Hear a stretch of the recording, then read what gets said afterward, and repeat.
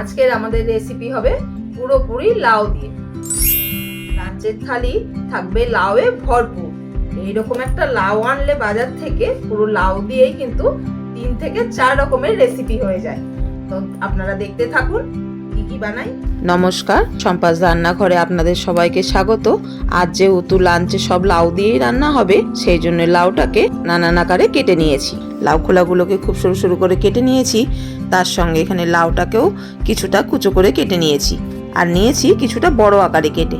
তো যেই লাউটা বড় আকারে কেটেছিলাম সেটা দিয়ে বানাবো ডাল। সেই জন্য প্রথমে মুগ ডালটা একটু শুকনো খোলায় ভেজে নিলাম। ভাজা হয়ে গেলে জল বসিয়ে দিয়ে ডালটাকে ভালো করে ধুয়ে এখানে ডালটা অর্ধেক সেদ্ধ করে নিলাম। ডালটা অর্ধেক সেদ্ধ হয়ে এলে সেই সময় দিয়ে দেবো ডুমো করে কাটা লাউগুলো। লাউ দেওয়ার পরে দিয়ে দেবো এখানে নুন, হলুদ আর কাঁচা লঙ্কা। লাউটা দেওয়ার পরে ডালের সঙ্গে যখন ভালো করে সেদ্ধ হয়ে যাবে, ডালটা নামিয়ে রেখে ফোড়নটা রেডি করে নেবো। ফোড়নের জন্য এখানে নিয়েছি তেজপাতা, শুকনো লঙ্কা আর জিরে। ফোড়নটা ভালো করে পুড়ে এলে দিয়ে দেবো সেদ্ধ ডালটা, আর দিয়ে দেবো একটুখানি চিনি স্বাদের জন্য। আর সবশেষে দিয়ে দেবো শীতের স্পেশাল ধনেপাতা। লাউ আর ধনেপাতার কম্বিনেশনের কোনো তুলনা হয় না। ব্যাস, আমাদের লাউ ডাল রেডি হয়ে গেল। এবার চলে যাব দ্বিতীয় রান্নায়। এবারে বানাবো লাউ খোলা আলু দিয়ে ভাজা। তার জন্য তো গরম তেলের মধ্যে শুকনো লঙ্কা ফোড়ন দিয়ে ভাজাটা তুলে দিলাম। ভাজাটা যখন ভালোভাবে হয়ে এসছে, নামানোর আগে দিয়ে দিলাম পোস্ত। প্রথম পাতে পোস্ত দিয়ে খোলা আলু ভাজাটা কিন্তু খেতে দারুণ লাগে। খোলা আলু ভাজা তো হয়ে গেল, চলে যাব পরের রান্নায়। প্রথমে কড়াইয়ে তেল দিয়ে বাড়িতে বানানো বিউলির ডালের বড়িটা একটু ভেঙে ভালো করে ভেজে তুলে নেবো। বড়িটা ভাজা হয়ে গেলে তুলে রেখে ওই তেলের মধ্যে দিয়ে দেবো কালো জিরে ফোড়ন। কালো জিরে ফোড়ন দিয়ে কুচো করে কেটে রাখা লাউটা পুরোটাই দিয়ে দেবো। লাউ দেওয়ার পরে দিয়ে দেবো নুন, দিয়ে ঢাকা দিয়ে কিছুটা সময় সেদ্ধ হতে দেবো। 8-10 মিনিট ঢাকা দিয়ে রেখেছিলাম। লাউটা বেশ ভালোভাবে সেদ্ধ হয়ে গেছে।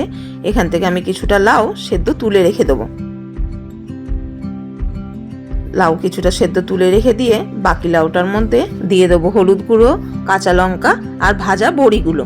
সব দিয়ে লাউটাকে ভালো করে কষিয়ে নেব যতক্ষণ না লাউয়ের জলটা টেনে আসে। শেষে দিয়ে দিয়েছি স্বাদের জন্য অল্প করে চিনি দেওয়ার পরে আর একটুখানি ঢাকা দিয়ে রাখলাম। 2 মিনিট মতন ঢাকা দিয়ে রাখার পরে ভালো করে কষিয়ে ওপর থেকে দিয়েছিলাম একটু ধনেপাতা। সেটা আর নেওয়া হয়নি ক্লিপটা। ধনেপাতা দিয়ে ভালো করে মিশিয়ে নামিয়ে নিলে রেডি হয়ে গেল নিরামিষ লাউ ছেচকি। এরপর চলে আসি আমাদের শেষের রান্নায়। সব শেষে বানাবো আগের দিনের বেঁচে যাওয়া রুই মাছের মাথা দিয়ে লাউ ঘন্ট। মাছের মাথাটাকে ভালো করে ভেজে নিয়ে সেই তেলের মধ্যে দিয়ে দিলাম তেজপাতা, শুকনো লঙ্কা ফোড়ন। তারপরে দিয়ে দিচ্ছি আগে থেকে সেদ্ধ করা লাউটা। লাউ দিয়ে ভালো করে নাড়িয়ে নিয়ে দিয়ে দিলাম এখানে কাঁচা লঙ্কা, হলুদ, জিরে গুঁড়ো, ধনে গুঁড়ো সব দিয়ে ভালো করে শুকনো হওয়া পর্যন্ত কষিয়ে নেবো। আর সব শেষে দিয়ে দিয়েছি অবশ্যই ধনেপাতা। এটা ছাড়া তো রান্নাটাই অসম্পূর্ণ। তাহলে দেখলেন তো একটি মাত্র সবজি দিয়ে কত রকম পদ বানানো যায়। তো আজকের ভিডিওটি কেমন লাগলো কমেন্ট করে অবশ্যই জানাবেন, আর ভালো লাগলে একটা লাইক ও সাবস্ক্রাইব অবশ্যই করে দেবেন।